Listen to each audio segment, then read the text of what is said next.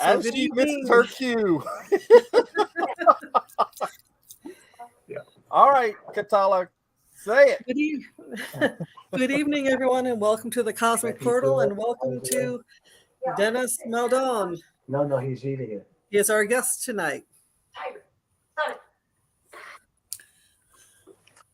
And this is Calabas. Beneath me is Drakkar, and there's Miss Liz.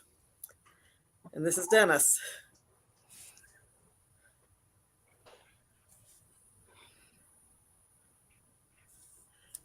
Calabas, you're muted. Calabas, unmute your mic. Calabas, you're muted. And that's what we call pulling a Calabas Ram. Oh, yeah, Calabas. Welcome everyone to the show. I put Katala on the spot.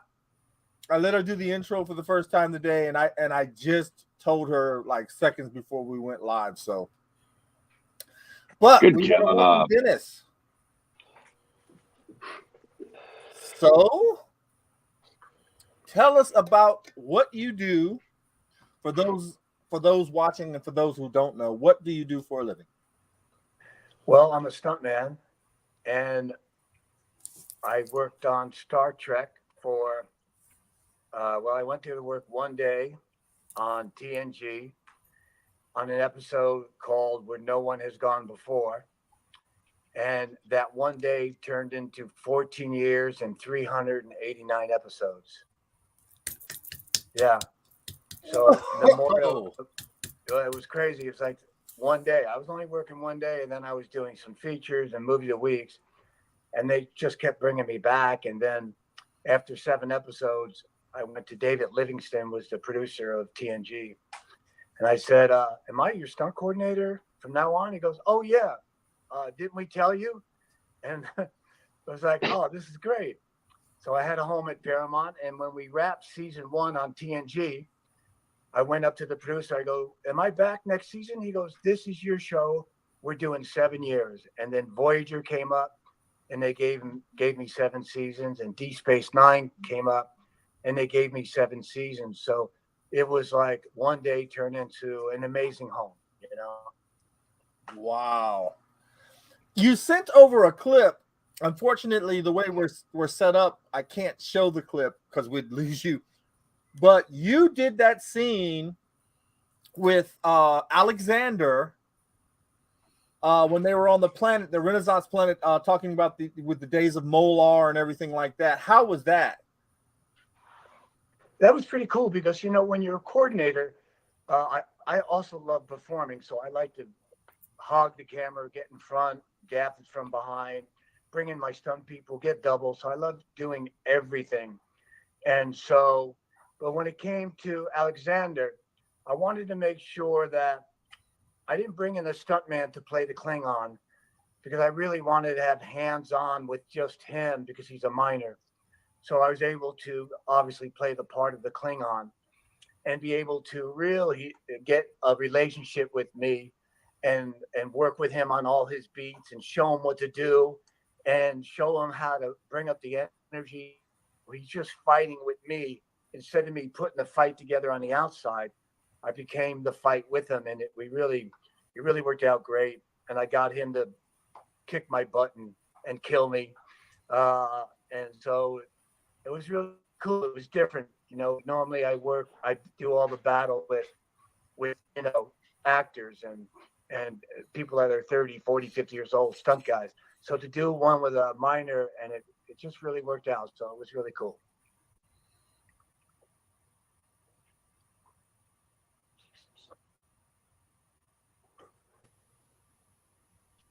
You're pulling a Calabas again, sir.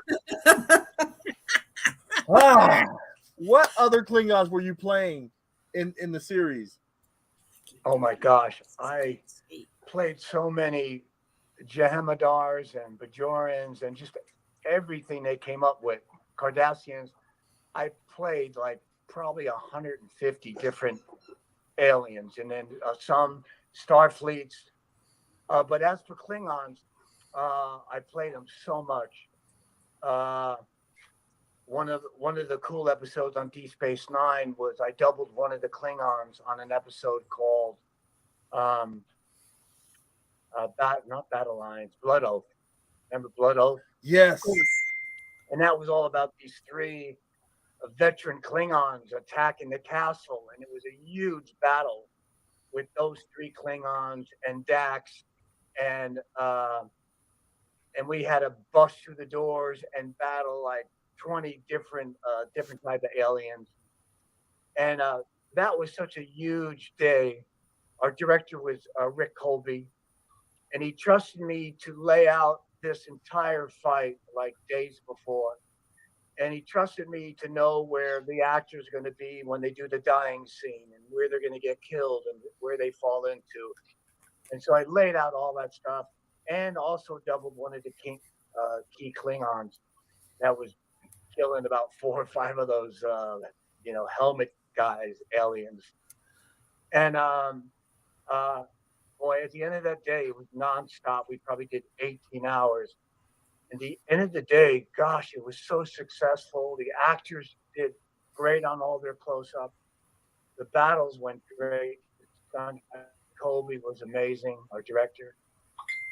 And that was one moment out of, 389 episodes. And I've had a few other moments on episodes of Star Trek. But that was Blood Oath. When we finished that day, Rick Colby came up to me, and it was just a moment where everybody was walking away and shaking hands on a successful day. We just locked in on each other, and he came up and he had tears in his eyes, and he hugged me, and he thanked me, and I got tears in my eyes because that's what it's all about, is being on a journey and doing something amazing together, and it really come off. Because that was like a feature day. It wasn't TV. That was a feature battle. And I'll never forget the moment. And to see how thankful he was and how I was the same way. I had tears in my eyes. And I felt so good on what we accomplished that day. And so Blood Oath and that day with Rick Colby was a day I'll never forget.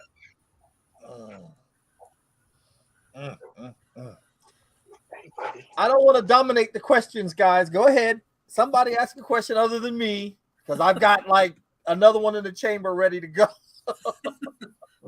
I got one. Go ahead, Ms. Liz.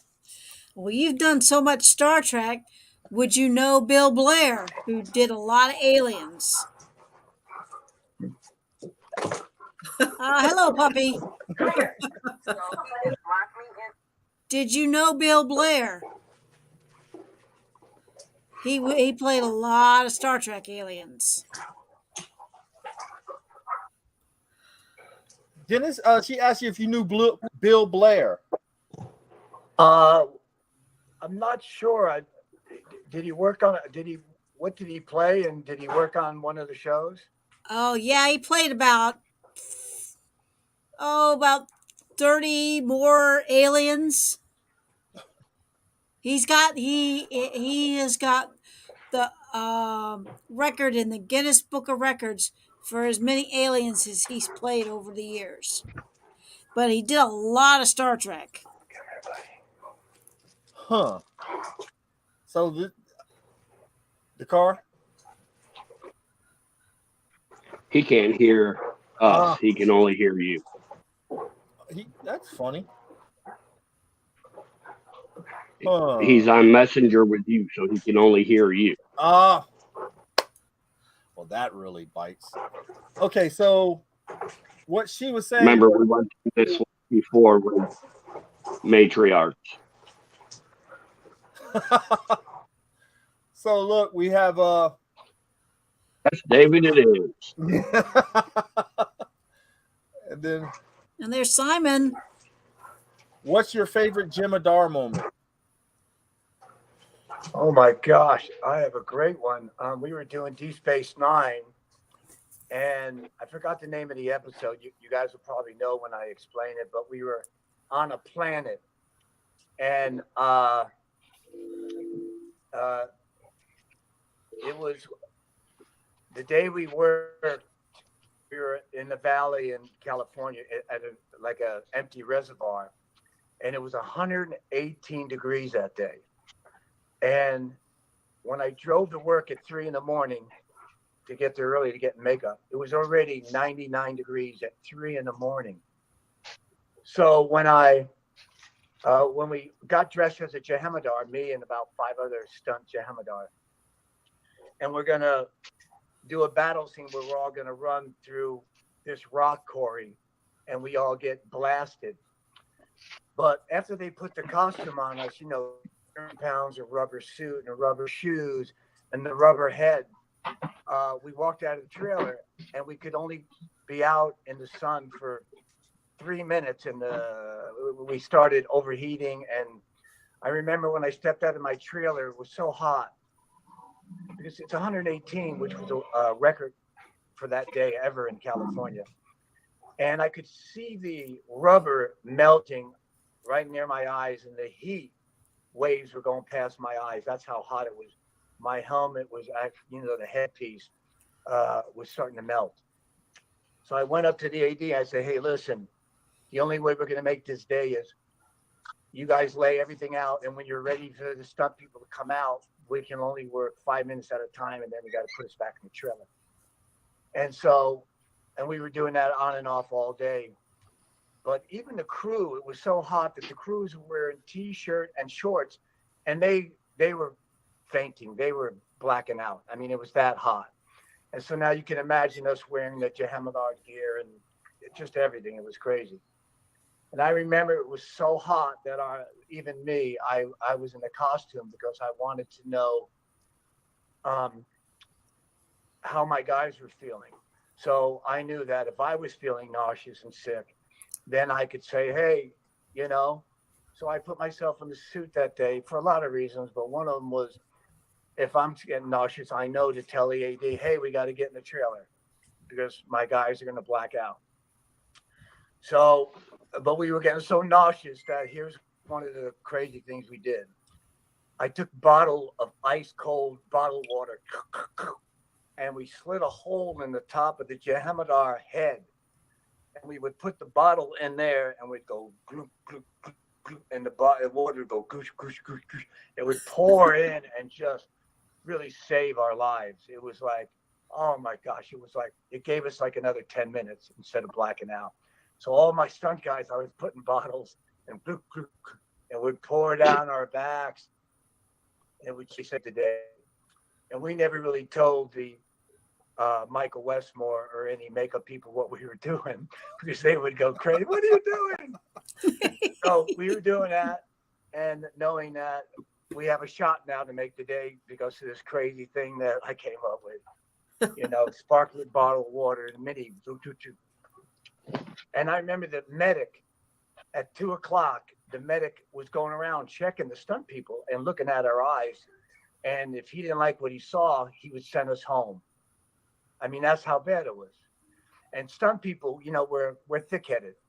So we don't want to tell anyone that we're ready to black out, right? We're going to go right to the, stretch it. And so the medic guy came up to me, not knowing who I am. He didn't know that I'm Dennis Madalone, the stunt coordinator. He just thinks I'm one of the stunt guys. And he looks at my eyes and he goes, I'm taking you out of the headpiece. You're done for the day. He goes, what's your name? So I gave him a fake name.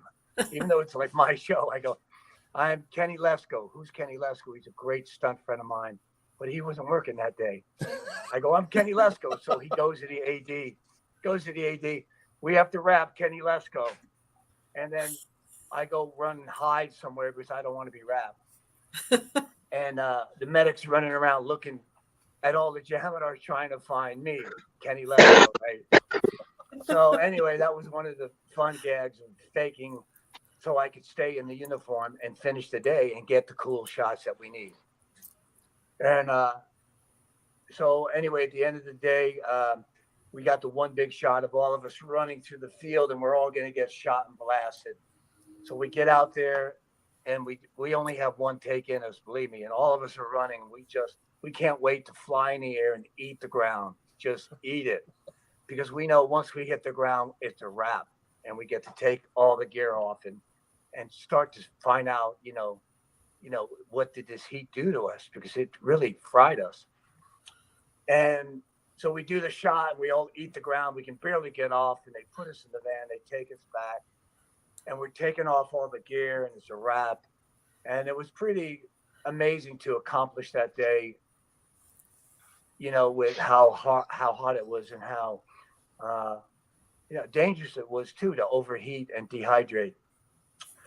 At the end of the day, I must have lost 10 pounds, just wearing that suit. And all my stunt guys, everyone wearing that had to lose 10 pounds of water weight. And so we wrap, and I'm thinking like, holy mackerel, we did it, guys. And we're all shaking hands. And it was such a great accomplishment to make it through that heat wave. And I remember our producer, Ira Bear, ordered an ice cream, a dairy truck, the kind that makes fresh banana split dairy truck ice cream. And so it's a wrap. And so we're coming out of the trailers, and there's the dairy truck. And we're like, oh my gosh, look at that. And the crew is so happy. They're all getting root beer floats and double ice cream cones. And me and my guys, we went up to the truck, and man, as much as we wanted to just take that ice cream, and we couldn't. We looked at it and we were happy, but we couldn't eat it because we were so nauseous. Oh. But we were also happy, that Ira Bear would do that, would have this truck to cool us all down. And I thought that was cool. So I'll never forget that. So every time I see a Dairy Queen ice cream truck, I'll run up to it and buy ice cream, and I'll think of that day that I couldn't eat it that day, but I'm eating it all right now. So we got another question from a Facebook user. What was your favorite alien to dress up as? My gosh, that was on Deep Space Nine again, and I played a one-eye Marauder on an episode called Through the Looking Glass, and I was the one-eye Marauder that had like one eye all chewed up, and there was nothing in there. And ironically, in the bar scene that I was in, one of the producers was supposed to come up to me, and Avery Brooks was holding me back from fighting because we didn't want any conflict. But and I had hair just like this, my real hair, and it was all crazy long hair, so it was great I could wear my own hair. But they put this fake eye on me, and they blinded me actually, and so I was in that, which was awkward to be blind in one eye for like 16 hours for the day. It's really different. But I remember the actor that was Klingon, that was playing the Klingon, was going to come up to me and spit in my face to try to get me to fight him. And so, we're stunt people, right? You can beat us up, light us on fire, and throw us off a cliff, but we don't want anyone spitting in our eye. Right? That's not a stunt, right? But that was kind of like, and he goes, can I really spit in your eye? And I said, I'll tell you what. You can spit in my eye, my dead eye, the eye that's blinded, but don't spit in my good eye that I can actually see.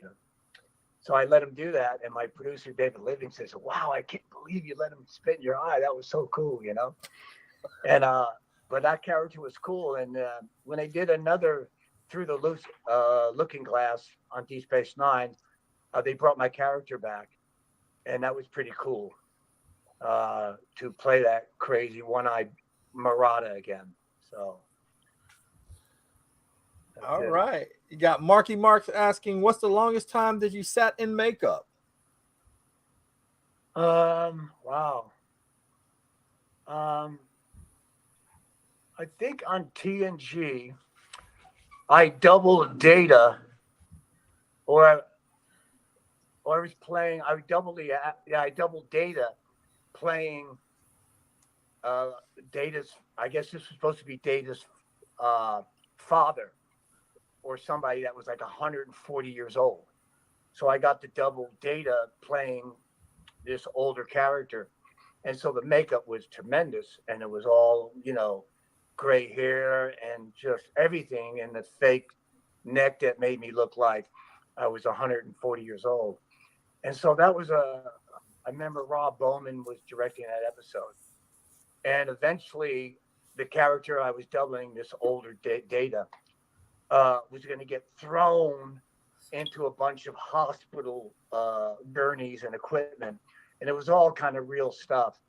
And I remember eating that stuff and getting thrown into it and clobbered my head because I had so much makeup on that it hindered me a little bit, but I just wanted to do a good crash. And so I remember eating it and going over the gurney and hitting my head on the floor just a little bit, enough that when they took me out of the makeup, I go, hey, look, I got a little bruise. This is a pretty nice souvenir, you know? It's a nice little bruise. I show my wife when I get home, hey, look at this. I got a nice bruise, you know? So, hey, listen, we're stunt people, so that's what we do. We get bruised up. It's like playing football. So bruises are okay, but no more than that. Nobody wants to get cut or busted up. So, but that took a while. I think that was like maybe 3.5 hours of makeup because it had to really, really look good. So it wasn't just putting on the Klingon piece and or the Cardassian where they do the neck pieces and the nose. And it was really a lot of details that Michael Westmore did and his team. So, yeah, that was a lot of fun. It was cool to wear something where you're 140 years old all day long. And I'm looking in the mirror all day long. I'm old. And then when you take it off, it's like, wow, I'm like 38 again. This is really cool, you know? So when I'm 100 years old, I'll feel better because it's better than 140. You got David asking you, any good memories working with Leslie Hoffman? Oh, it's great because me and Leslie, we trained together when we were teenagers at Paul Stater School in Santa Monica, California. And I walked in there with $52 and didn't know anybody. And Paul Stater trained me and Leslie and Tom Morgan, Kenny Lesko, Rick New, Mark Riccardi, just all these really cool people and we trained in this school. And so every step we took away from the school, we all did stuff together. So when I did Star Trek, I brought Leslie on it. When I did other shows, I brought Leslie on. So everyone that was in my class of stunt people, we're still together today, 30 years later. So that's what's really cool about Leslie is that she's like family, and one of our best friends. And stunt wise, she's the one thing I noticed about her in the gym when she was training was, my gosh, you could grab her by the hair and just fling her into a wall, and she'll eat the wall just as good, if not better than a guy. I mean, that's what I remember about her. And I said, wow, she's a ground eater, and that's what they call stunt ground eaters, ground pounders. I always say eat concrete. And she's one tough cookie and a great stunt woman. And more than that, she has a golden heart and she's a great person. Oh, nice. Well, look, we talked about your Star Trek career. Let us know, because there's something that David says. Thank you for your answer. Thank you, guys. One of my favorite shows growing up was The Greatest American Hero, and when Patricia told me that you were the stuntman, I was like, no way. And then you sent the pictures, and I thank you very much for that, because that and the t-shirts too. I can't wait to sport it. But how was it working on that show? Oh man, that was like, I remember our union SAG was SAG, Screen Actors Guild. They were on strike when I got the script, and I was in New Jersey on the Jersey Shore. When my producer sent me the script, and it was The Greatest American Hero, and I'm reading it and I'm going, oh my gosh, I'm going to double this guy. This guy's crashing everywhere. He's flying. He don't know how to fly. I said, buddy, they better cast someone that looks like me, that has long brown hair, because I'm going to double this guy. I mean, that's all I thought was, this is crazy. This is a stuntman's dream to put on whatever the uniform's going to look like. I didn't know at the time. I mean, that's what I did when I was a kid in New Jersey. I put on red pajamas when I was 7 years old. I dive off top of the bunk bed and crash into the bureau and the ground. And my parents used to run in the room and they, what are you doing? And I was crashing before I even knew I was going to do this, 20 years later for Stephen J. Cannell and Alex Beaton and Chuck Bowman and all these great producers. So, so when they fitted me for the uniform for the first time, I remember it like it was yesterday, and they put the uniform on. I'm looking in the mirror, and Stephen J. Cannell, who created the show, stood up behind me in the mirror, and he looked at the uniform, and it was like he was in awe that what he visualized is now in front of his eyes. This uniform, we're close to actually doing this. And that was pretty cool. I never forgot about that. And for me, I looked in the mirror and I saw Stephen and Alex, but I also saw myself. And that's when I flashed back and saw myself as a kid wearing red pajamas and crashing into the wall and throwing myself down the stairs. And my parents are going, what are you doing? And I didn't know at the time, but I knew that what I was doing was getting lots of attention, doing physical, I guess, comedy crashes. But I didn't know what it meant at the time until my senior year in high school. And then people started calling me stuntman. I'm going like, hey, maybe I'll go to Hollywood. And that's how it all happened, But the show was great. William Catt, Robert Culp, Connie Selica, putting on a uniform and flying into anything I want and crashing to anything I want. I mean, it was really amazing. A gift for any stuntman or anybody to put on a super uniform. And then actually for me to put it on and crash. I stay in touch with William Catt all the time. We're like friends. And so I love that show. I mean, that's probably my favorite show of all time because, I mean, who doesn't want to put a crazy uniform on, right? And run around. It's like Halloween every day. So I still have the uniform. I'm really proud of it. And whenever I look at it, it makes me smile. So it's such a treasure. And it has all these cool little sewn up rips in it for me eating the ground and hitting trees and being impaled. So I have all the scar marks on the uniform. So it's pretty cool. Oh man, that is awesome.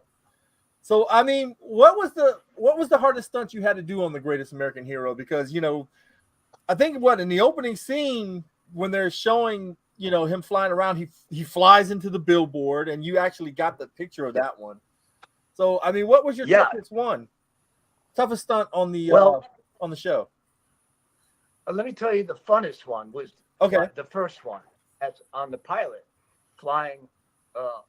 I flying into the billboard. There was no cables back then. There was no wire work. That's me flying into scored billboard into a real building. So the billboards were about that far from the real brick building in Pasadena. That's where the building was, and it's solid brick. So I have to eat this billboard that they built for me, and I also have to eat it and sell impact, but not let my head drive into the real brick wall, which is only inches behind. So that was, there's a method to the madness. And so I had a method in my mind for that. But I remember doing that gag, and just the way I did it was I had a 18-foot semi truck backed up out of frame, and the billboard was here. And then I put a mini tramp on top of the truck that was based on top of a bunch of plywood. So I had a nice running way, and I would run and hit the mini tramp. So when I flew into frame, it was like head first. I wanted to eat this thing. It was like the first stunt. And maybe I thought that maybe the super suit maybe has some powers and maybe it will protect me. Who knows, right? So, but I remember eating it and then falling out of frame into some boxes. And I said, wow, there's a method to this madness. So when I continue to do the stunts, I know I can sell like I'm coming in head first, but kind of turn your head and hit your side. And so I had a method that really felt good. The one thing I wanted to do was when I did these crashes, some people may watch the show and go, oh, it's a superhero. It's not real. So the one thing I wanted to do was give everyone that saw the show real crashes, so they can see the flying, William Cat flying on cables on blue screen. But when they saw the crash, I wanted everyone to feel it and feel that this is real, and it adds some realism to the show.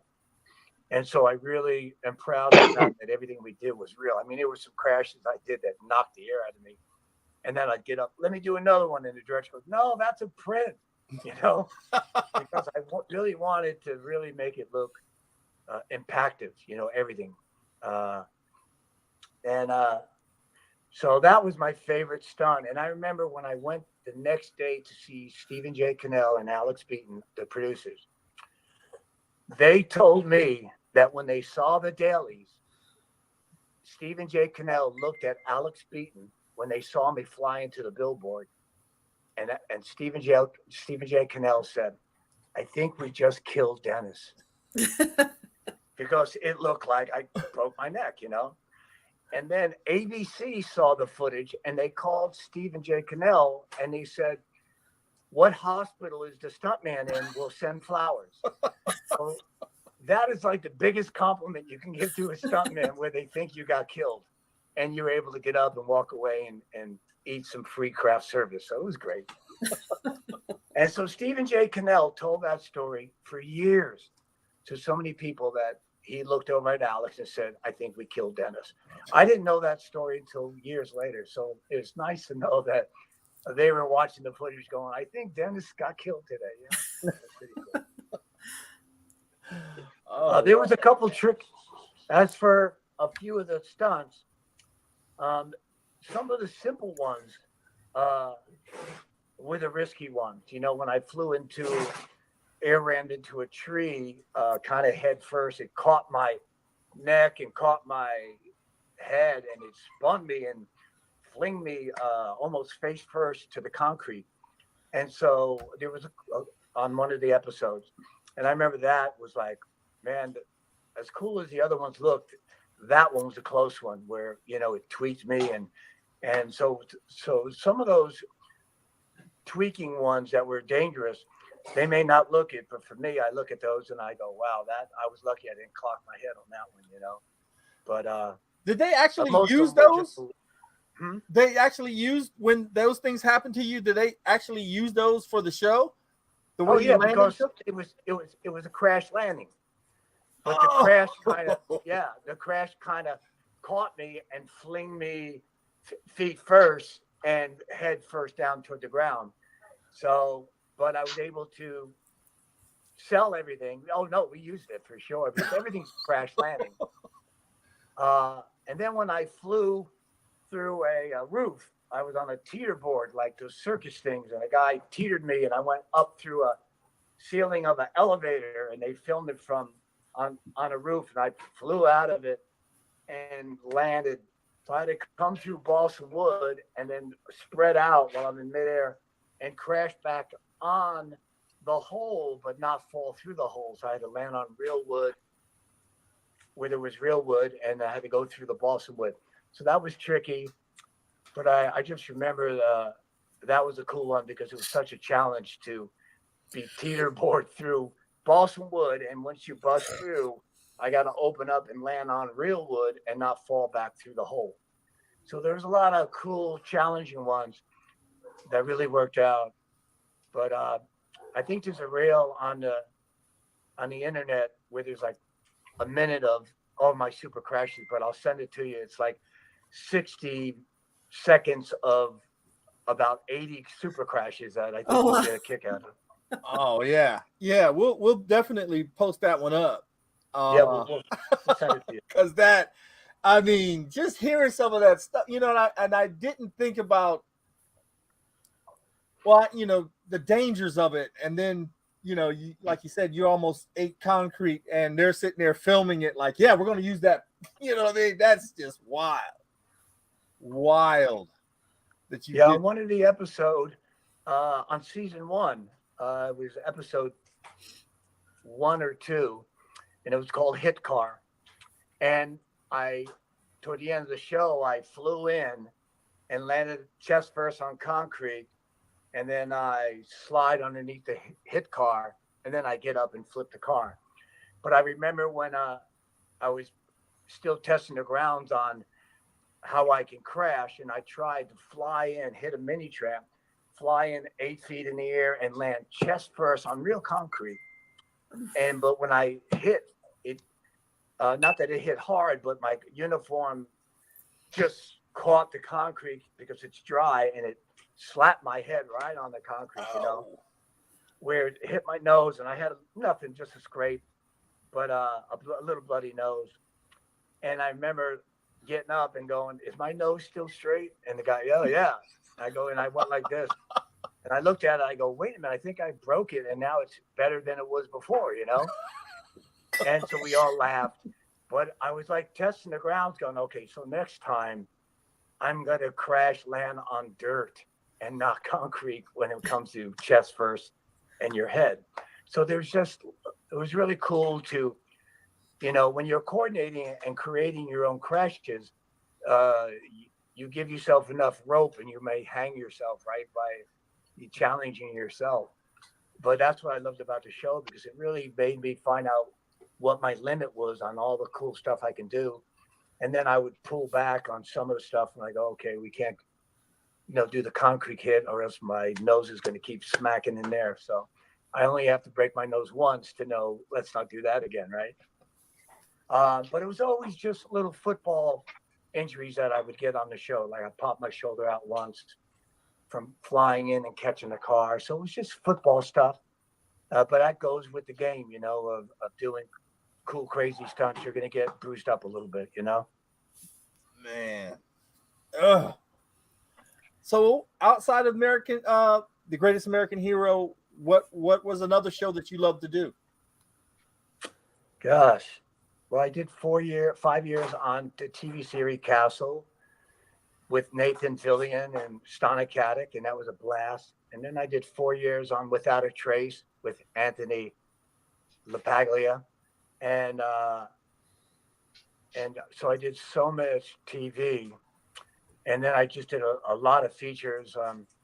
I did a high fall on a feature, a world record high fall on a feature film where I doubled John Savage. And the film was called Inside Moves.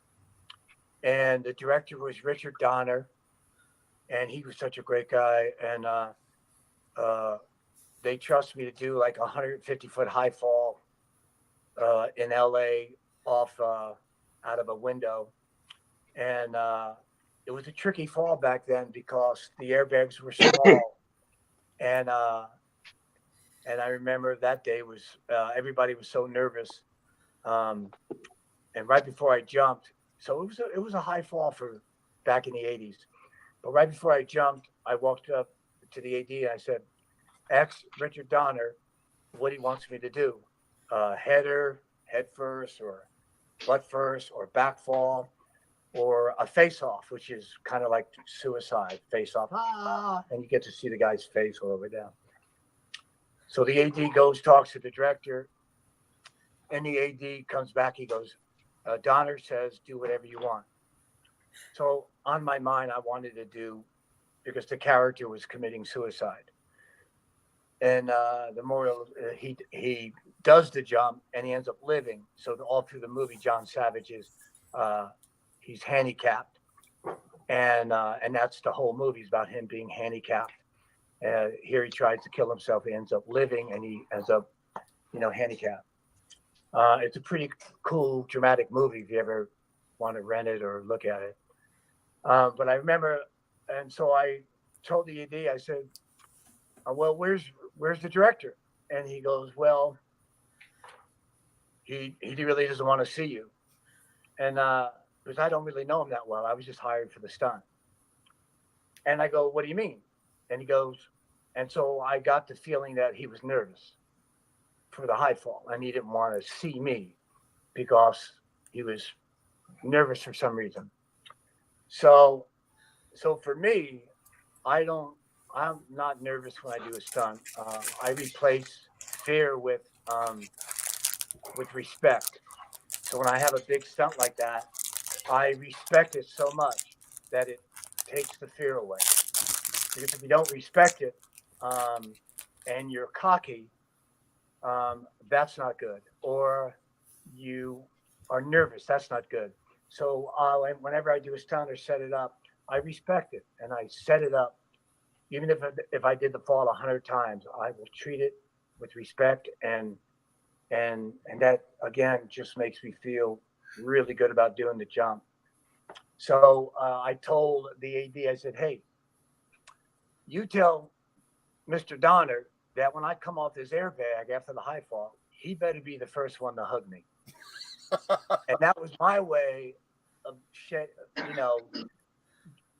psyching myself up, because after hearing that he's nervous, I threw that out. And so now I go up the elevator and I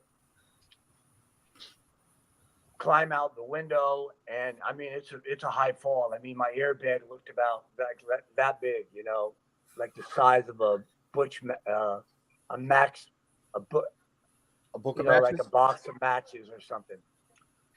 And so and my people that were around, my safety people, looked like ants. I mean that's how. And there was probably 1,000 people in LA that have circled around the blocks that are waiting for this crane. Going to be jumping within 2 seconds, And I remember stepping on the ledge and I'm just ready to jump, and the AD yells, "What are you doing?" And I go, "What?" He goes, "We're not rolling yet."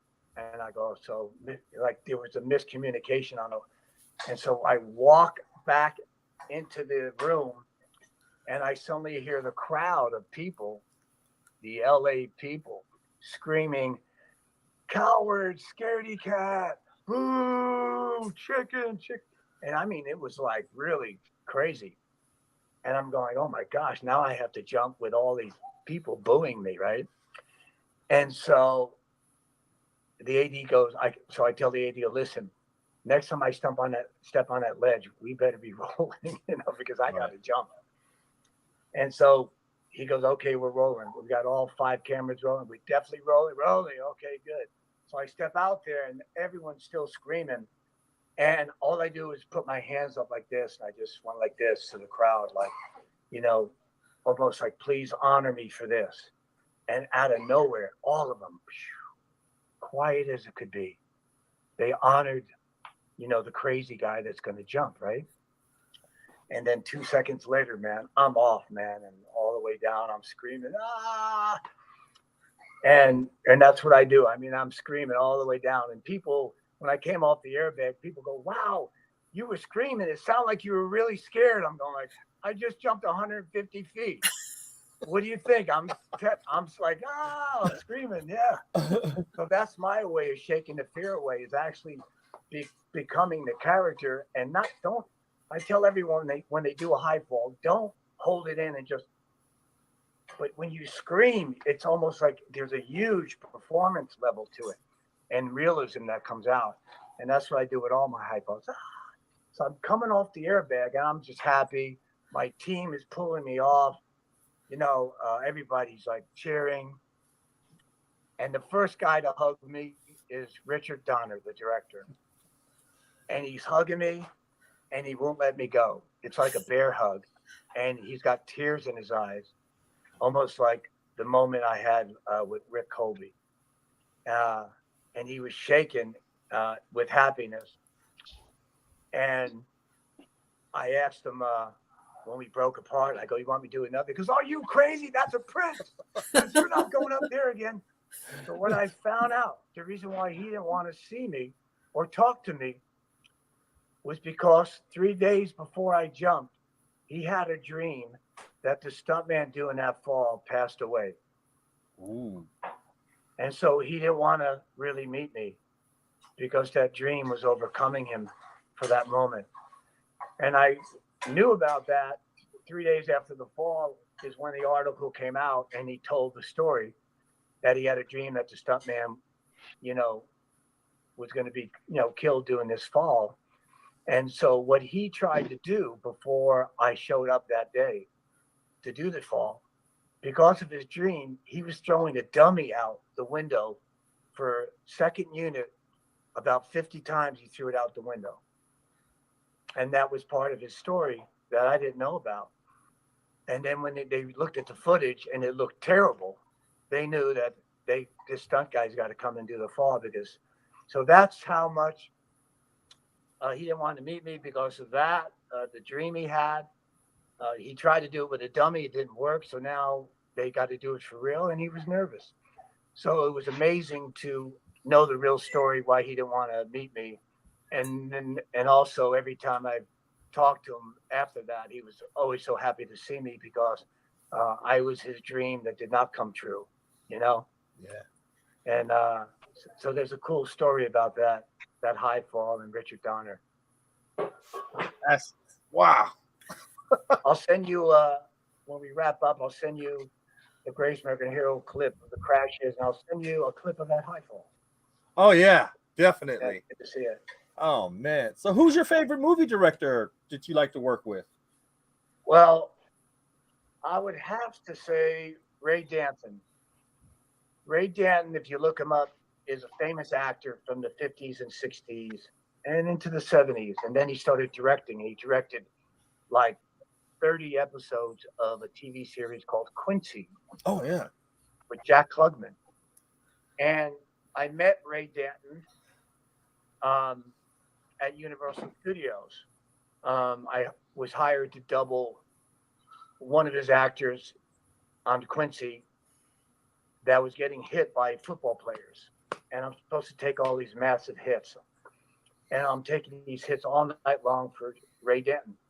And all I remember of him is he got this deep voice, you know? And he starred in a lot of films. So when you look him up, you'll see he's quite an actor.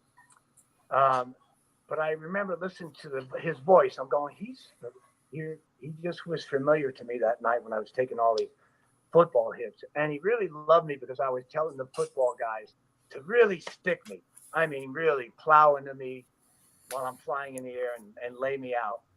And so I gave Ray Danton all this great footage of that he wanted of the stunt double taking these massive hits, because it was a big story point in the TV episode that the actor was taking too many hits.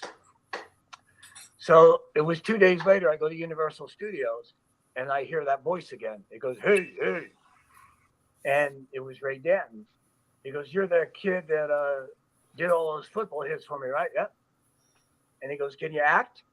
And of course, you know, being 19 years old back then, I go, yes, I can, you know. I can do all that stuff. And he goes, well, you come back to my trailer in the back lot of Universal, and I'll give you a script, and it's like a 2-page scene with Jack Klugman, and I get shot at the end. And I play like a bad guy in a bar, and there's a shootout. So I read the scene, and he goes, good, this is good. All right. When you go to casting today and you walk in, you don't know me. I go, what? He goes, when you walk in, you're going to meet the producers and the casting people, but you don't know me. And I go, and so I go, oh, I get it. This fight is fixed, right? It's like fixed. I'm going to walk in. I already got the part. It's like, is that how it works? This is pretty cool, right? So anyway, I go to casting 2 hours later, and I see 5 other young actors that are going to read for the same part. And I'm thinking like, man, this, I think I have a shot here because I think it's already rigged, right? You know, right. I don't know. And, but a couple of the actors were like well-known actors, young actors for that time period that I've seen do lots of spots. And so anyway, I go in there, and then the casting people, I shake hands with casting, the producers, and the director goes, the producer goes, this is Ray Danton. He's our director for the next episode. And I'm shaking Ray's hand. He goes, don't I know you from somewhere? And I'm saying to myself, you what? I'm thinking, you just told me not to know you. And so I go, I had to tell the truth. I go, yeah, I just did your last episode. I doubled up. And Ray said to the producers and the casting people, yeah, that's right. You were the kid that did those football hits for us, did you? And then suddenly everyone, oh, yeah, they were great. Oh. So there's Ray setting up, trying to get me to play this part. Why did he want me to play the part? Because if he brings in an actor and they cast him, and they do the big stunt scene, they have to cut and put in a double to do the stunts. And he saw something in me that I could give him what his vision was, one long shot, right? Running, seeing the actor, me, getting shot up. So he didn't want to so that was his goal. And so anyway, I'm reading the part and I'm screaming at Jack Klugman, once in the joint is enough and all this. I'll send you the clip. It's a fun little crazy clip. And I'm screaming out all this dialogue. And suddenly I grab the gun and I start running and they shoot me. But what was cool, when I'm reading for the part, I was screaming all the stuff and suddenly the scene was over. So I stopped and Ray Dan walks up to me and he grabs me, which is not in the script. And he starts to shake me and he's asking me questions. He goes, "You were here before.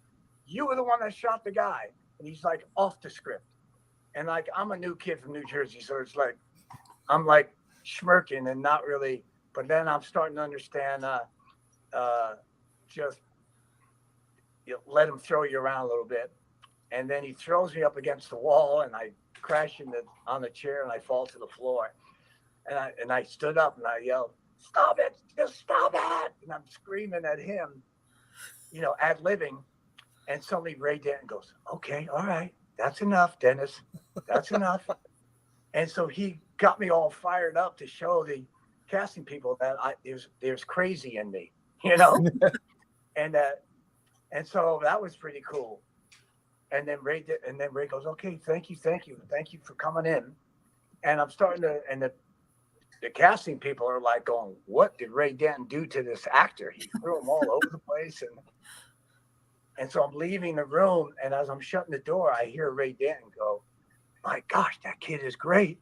And then the casting people, "Oh my gosh!" And it's like all this hoopla going on, and so it was like a big setup.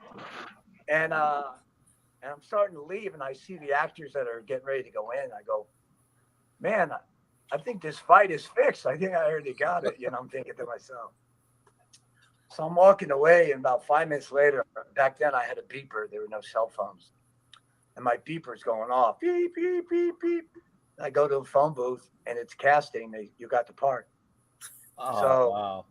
That's how I met Ray Danton, the great director and great person. And since that moment, he hired me on everything he ever directed. Ray Dan hired me on every TV show he ever did and every pilot he ever directed. And he took me in like a son. And I became like family member to him and his children and his wife. And so it was really amazing. And he's always been, I think of him every day because he took care of me like a son. And he would hire me and make me the coordinator and give me the co-starring acting part. And he was just amazing. And I've had so many great directors, but he was the one director that took me in like a son, and it just, so I keep him with me. He passed away a few years back, but I don't let him go. In fact, I don't let anyone go. Any of my loved ones that have passed away, I keep them going on all these amazing journeys with me. Oh, man. Look, we have Marky Mark asking us about the clips, making them available. As soon as he sends them to me, I will make sure that they're out there. Buddy, I'm sending the stuff. So when the stories I've told you, you'll be able to see it and get to see it for real, and it's be pretty cool. Well, I'm telling you, I enjoyed hearing everything about. I mean, this was just, because again, I love my Star Trek, I love my Klingon stuff, but The Greatest American Hero was one of those shows when I was, I wanted to. That was the greatest thing. A superhero that didn't know how to be a superhero, and I can still remember that scene where he's like, the little kid telling him, like, "No, you take a running jump, take 3 steps and run and jump," So hearing that you were on there, was just like, wow. And I definitely appreciate that picture. You'll see it up on the wall. next time, you know, because we definitely want you to come back, because I know you got some more stories. Yes. Yeah. No, there's a quick story about Klingon is on TNG when I was in a production meeting, and Dan Curry, the visual effects great man, Dan Curry, and his wife Hua, Dan created the Bat'leth for the first time. Yeah, Dan Curry created it from TNG. And he brought it to the production meeting, and it was kind of in cardboard creation. It was a demo, and he was showing it, saying this will be the Klingon weapon, and that Worf's gonna have, and we'll do battles with these. And I'm not saying anything in the production meeting because I'm thinking like, this is awkward. This is not a club that you could swing and poke and spin. This is like a moon, a quarter of a moon with all these can openers on the end. I'm thinking to myself, there's no way I'm going to talk to Dan. We're going to fine tweak this and something, because, this is going to be the weapon of the future. And so I'm just like, I don't say nothing because I'm new on the show too, and Dan is the first time I'm really meeting him. But these are on my mind like, this ain't going to work. And so the meeting's over and Dan's showing me, and I said, well, let me take this home. And so I took it home, and I got Tom Morga, one of my stunt buddies from the gym, and Irving Lewis, and George Colucci, and some other stunt guys, Irving Lewis, I think I said. And we played with it, and we started spinning it around and using it for blocks, and using the other end, and not just the pointy part, but flip it to the curved part and use it for uppercuts and back and legs and cuts around the neck and taking it. So I said, wow, this is pretty cool. So I went back to Dan. I go, this is cool, man. I look forward to you making the rubber ones and then the metal ones, but the rubber ones are the ones we're going to battle with. And so I always tell the story to everyone that Dan Curry made this weapon that I thought was no way, and it turned into such an amazing weapon. And so I always thank Dan for that. And me and Dan and my wife, me and my wife Linda, and his wife Dan, and his wife Hua, we're like best friends. So we do podcasts together, and I always like to talk about Dan and all. He used to always create second unit stunts for us out of nowhere. He'll read a script when he does second unit directing, and he would always say, Dennis, I'm making up some stunts for you and Tom and all the guys. So Dan is a great guy, and maybe someday we can get him on your show, because man, I'd love that. I would love that. King of the creator of the Klingon stuff, and Michael Dorn. He showed Michael Dorn how to do all the meditation stuff, everything. Yeah. That's funny because I own a bat lift. I own a mech lift. Oh yeah.